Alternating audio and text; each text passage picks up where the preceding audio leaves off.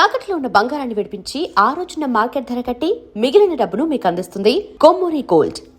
ఏంటి మా ప్రసాద్ మీకు హెల్ప్ చేయటమేంటి? అది కాదమ్మా, అసలేం జరిగిందంటే ఆడపిల్ల తనేం చెప్తుందంటే నేను చెప్తాను. మీరందరూ అనుకుంటున్నట్టు నా పేరు ప్రణీత్ కాదు, చిట్టాబత్తుల వెంకటరమణ. తండ్రి గారు కీర్తిశేషులు చిట్టాబత్తుల రామచంద్రయ్య, తల్లిగారు స్వర్గీయ చిట్టాబత్తుల జానకీదేవి. మాది అందమైన నగరం హైదరాబాద్. అక్కడ కల్మషం లేకుండా కలివిడిగా కలిసిపోయే మనుషులున్న కాలనీ మాది. వెంకటరమణ, ఇలా చెప్పుకుంటూ పోతే ఎప్పటికవుతాయా? నేను 3 ముక్కలా చెప్తాను. ముక్కలుగా చెప్పడానికి ఇది క్రైమ్ స్టోరీ కాదు, లవ్ స్టోరీ. డీటెయిల్స్ లేకపోతే అర్థం కాదు. అన్నట్టు మనం ఎక్కడ దాకా వచ్చాం? కాలనీ దాకా వచ్చాం. ఏదో కాలనీ కాదండి, ఆనందనగర్ కాలనీ. పేరుకు తగ్గట్టే అక్కడ అందరూ ఎంతో ఆనందంగా ఉండేవాళ్ళం. అలాంటి పరిస్థితుల్లో ఒక రోజు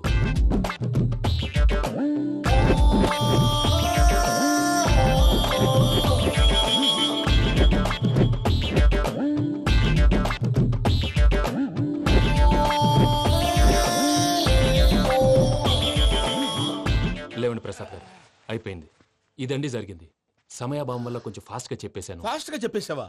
ఈ టైంలో మహాభారతం చెప్పేసి. సర్లేండి, గతం అందరికి అర్థమైంది కదా. ఇప్పుడు ఫ్యూచర్ గురించి మాట్లాడుకుందాం. దిల్వాలే దుల్హనియా లే జాయేంగే సినిమా చూసుంటారు. చూడకపోతే ఇప్పుడు ఆ స్టోరీ కూడా చెప్తావా? అది కాదండి, అందులో షారూక్ ఖాన్ లాగా అందరినీ ఒప్పించి ఎవరిని నొప్పించకుండా పూజని పెళ్లి చేసుకోవాలన్నదే నా ఉద్దేశం. కాకపోతే ఇంట్లో మగవేతలందరూ మూర్ఖులు, మార్చడాలు అవి కుదరదు అని ప్రసాద్ గారు అన్న మీదట వేరే దారి లేక ఎస్కేప్ ప్లాన్ చేశాం. ఏం ప్రసాద్ గారు? అంతే అంతే. మా పూజకి నీలాంటి మంచి మనిషి భర్తగా వస్తున్నందుకు చాలా సంతోషంగా ఉంది బాబు. మా అన్న కూతురు అంటే మా కన్న కూతురు కన్నా ఎక్కువ. తన సంతోషమే మాకు ముఖ్యం బాబు. కానీ తెల్లారితే పెళ్లి పనులు మొదలు పెడుతున్నారు, ఇప్పుడెలా? అదంతా నేను చూసుకుంటాను. దానికి మీ అందరు కోఆపరేషన్ కావాలి. ముఖ్యంగా మీది పూజ గారు. ఏమీ లేదు, మీకు ఈ పెళ్లి ఇష్టం లేదు అన్నట్టుంటే వాళ్ళు సెక్యూరిటీ టైట్ చేస్తారు. అదే ఇష్టం ఉన్నట్టు బిహేవ్ చేశారు అనుకోండి, వాళ్ళు రిలాక్స్ అవుతారు, మనం ఎస్కేప్ అవుతాం. ఏం ప్రసాద్ గారు? అంతే. ఈ 10,000 ఏమిరా? వాళ్ళకి పేమెంట్ ఏదో నేను మాట్లాడతాను. కాసేపు అకౌంట్స్ పక్కన పెట్టండి. తెల్లారితే శుభకార్యం, అక్కడేమైనా పెళ్లి కూతురు ఏడు బాంబు పెట్టుకుంది, ఇక్కడేమైనా పెళ్లి కూతురు మాడు బాంబు వేసుకున్నాడు. అదేమో ఆనందరావు అంకుల్ అయితే మాటికి వాని ఊసేందుకు బాబు? అది కాదు అంకుల్, శుభకార్యం జరిగే ఇంట్లో ఇలా ఏడు మాలు వేసుకుని ఉంటే దరిద్రం. మీ పార్ట్నర్ కాబట్టి ఆ దరిద్రం నాకు చుట్టుకుంటుందేమో నా భయం. అట్లా ఏం కాదులే బాబు. ఇప్పుడు మేమేం చేయాలో నువ్వే చెప్పు. సందడి చేయాలి. అంతే కదా, నువ్వు ఎట్లా చెప్తే ఎట్లా చేసావు. ఏమ్మా, దేవుణ్ణి ఏం కోరుకున్నావు? వెంకీకి నిజం చెప్పేయాలని డిసైడ్ అయ్యాను మావయ్య. ఏంటమ్మా, నిజం తెలిస్తే వెంకీ మన కోఆపరేట్ చేస్తాడా? పైగా ఎలా రియాక్ట్ అవుతాడు? తప్పు చేసిన మనం ఎలాంటి రియాక్షన్ అయినా ఫేస్ చేయాలి. నిజమేనమ్మా, నీలాంటి దైవభక్తి ఉన్న వాళ్ళకి పాపభీతి ఉంటుంది. నువ్వు ఈ విషయం వెంకీకి చెప్పావంటే దేవుడి మీద ఒట్టు. నువ్వు చీ అన్నా చే అన్నా పర్వాలేదమ్మా, కానీ ఈ విషయం వెంకీకి తెలిస్తే వాడు కడుపు మంటతో మనం ఇక్కడి నుంచి పారిపోతాం అన్న విషయం ఆ వెధవుడు చెప్తాడు. దాంతో వాడు నిన్ను ఆపేస్తారు, నన్ను లేపేస్తారు. అందుకని దేవుడి దగ్గర ప్రమాణం చేయించాల్సి వచ్చిందమ్మా, నన్ను క్షమించమ్మా. అయ్యా, గురవారెడ్డి జైలు నుంచి రిలీజ్ అయి ఉన్నాడు. ఈ టైంలో బయటకు పోవడం అంత మంచిది కాదు. భయం ఉన్నప్పుడు మొదలు పెట్టకూడదు, మొదలు పెట్టాక భయపడకూడదు. భయ అసలు ఈ గురువారెడ్డి జైలు కిందకి వెళ్ళాడు. ఏంటి అమ్మో,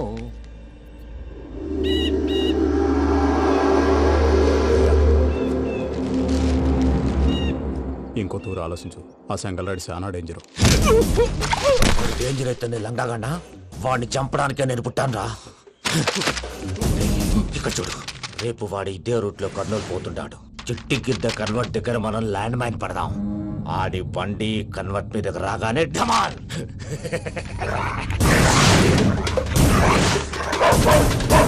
ఆడి మనుషులు వస్తుంటే పదండ్రా.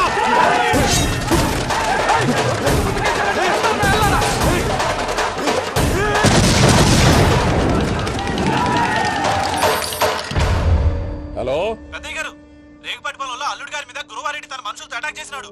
పెద్ద గొడవ జరుగుతున్నది. మన అల్లుని గారి మీద ఆ గురువారెడ్డి గారు అటాక్ చేసినాడంట. కృష్ణాగిరి కొడుకుని నడుచుని కొడుకుని.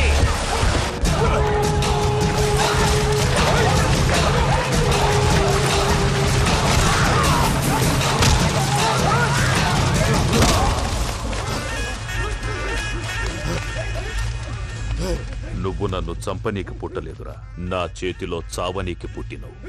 చెంగల్ రైడ్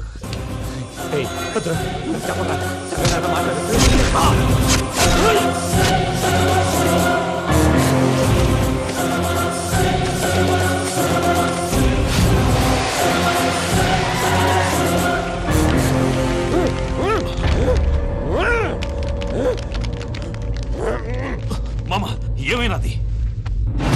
అదే గారు రేగుపట్నంలో అల్లుడి గారి మీద గురువారెడ్డి మనుషులు అటాక్ చేసినారు.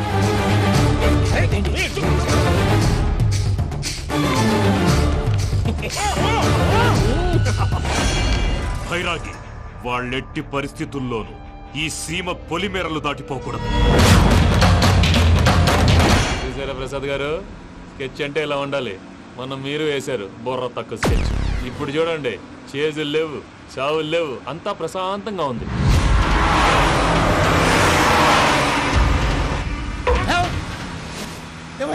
ఒకసారి వెనక్కి తిరిగి చూడు. డ్రైవింగ్ చేసేటప్పుడు వెనక్కి తిరిగి చూడకూడదండి. నీ తొక్కలో రూల్స్ ఆపు, ఒకసారి వెనక్కి తిరిగి చూడవా. ఏంటండి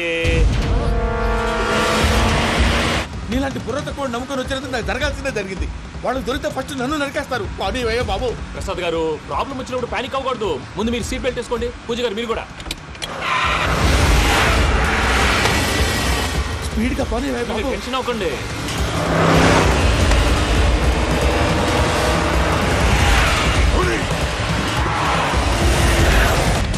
మళ్ళీ అడవుల్లోకి ఎక్కడికయ్యా? హైవేలో ఎంతసేపు వెళ్ళినా హైడ్ అవ్వలేమండి. ఇదైతే ఏదో ఒక ఛాన్స్ ఉంటుంది.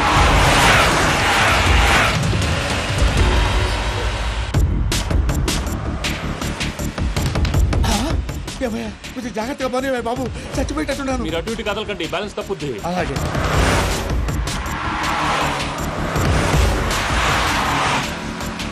అయ్యి బాబు,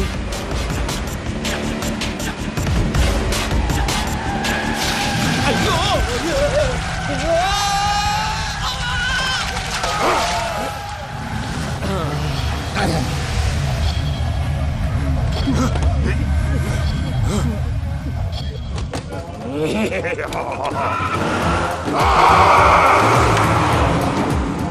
వెంకటరమణ, మెయిన్ రోడ్కి వెళ్తే దొరికిపోతావయ్యా. రైట్ కట్ చేయి. అది కాదు సార్, ఆల్రెడీ ఒక రైట్ తిరిగిన తర్వాత మళ్ళీ రైట్ తిరిగితే జాగ్రఫీ ప్రకారం తప్పొద్దేమో. చెప్పింది చేయవయ్యా.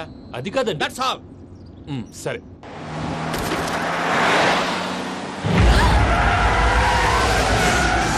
ఏమయ్యా, కడుపుకు అన్నం తింటున్నాం, గడ్డి తింటున్నాం, నీ మాట వింటేనే దరిద్రం. ఛీ!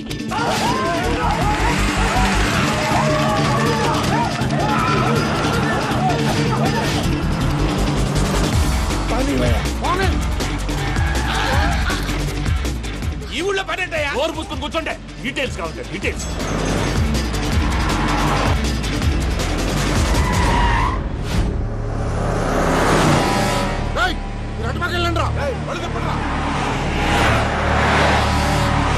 ఇప్పుడు అర్థమైంది ఎందుకో. అది సివిఆర్.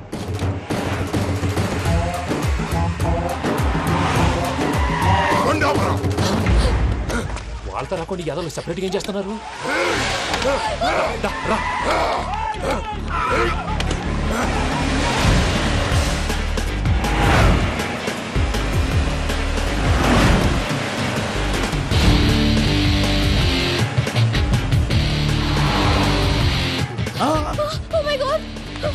ఇటెక్కడికయ్యా? చెప్తాను ఉండండి. నేను పోయాక చెప్తావా? కాసేపు నోట్ మూసుకొని కూర్చోండి.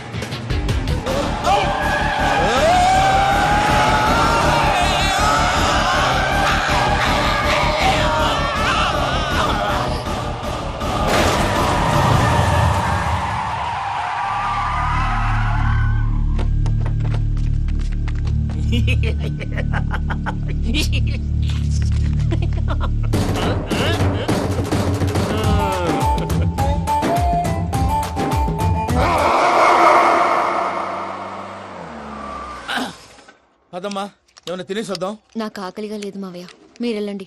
పర్లేదండి, పార్సిల్ తీసుకొద్దాం, తర్వాత తింటారు. ఇంకా రాడంటే ఆయుడు. మీరు ఆకలికి అసలు ఆగలేదు ప్రసాద్ గారు. ఈ టైంలో ఫోన్ ఎవరు? Bhadrappa.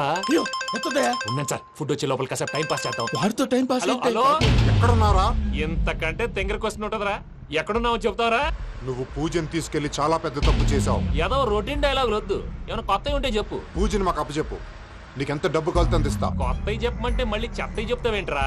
Venky not for sale. ఏ ప్రసాద్ గారు, అసలు పూజని ఎందుకు తీసుకెళ్లేవరా? బుర్ర తక్క ఏదవా, ఎందుకు తీసుకెళ్తారా? ప్రేమించాను కాబట్టి తీసుకొచ్చాను. ఇదిగో నీకు ఇదే లాస్ట్ ఛాన్స్. ఇంకొక రొటీన్ క్వశ్చన్ చేసావు అనుకో, ఫోన్ కట్ చేసేస్తాను. కొత్త ఏమైనా ఆలోచించు. పూజ నిన్ను ప్రేమించట్లేదు, యూరోప్ లో ఉంటున్న వేరే వాడిని ప్రేమిస్తోంది. కొత్తవి చెప్పమంటే అబద్ధాలు చెప్తావేంట్రా? ఇది అబద్ధం కాదు, నిజం. మా ప్రసాద్ బాబాయ్ ఒక 420 గాడు. వాడు నిన్ను వాడుకుంటున్నాడు.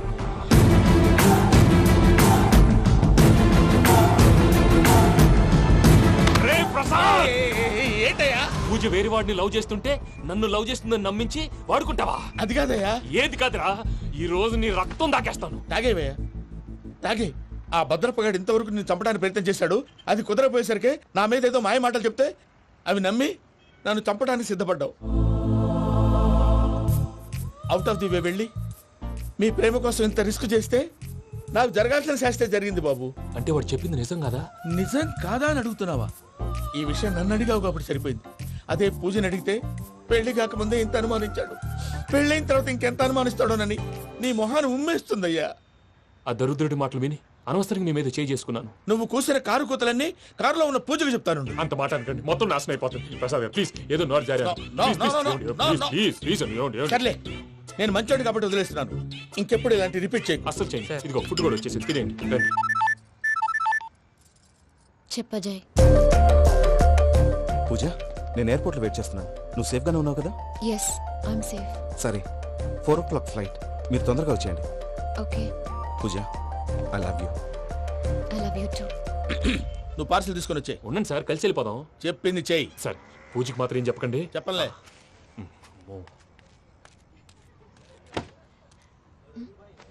మావయ్య, వెంకీ ఎక్కడా?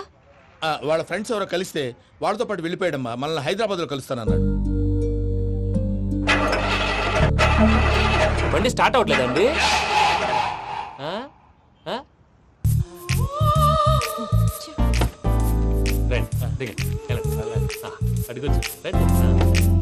ఎప్పుడైనా ప్రాబ్లమ్స్ వస్తే ఆయన్ని తెలుసుకోవాలి. నమో వెంకటేశ్వర. చూసారా, that is power of God.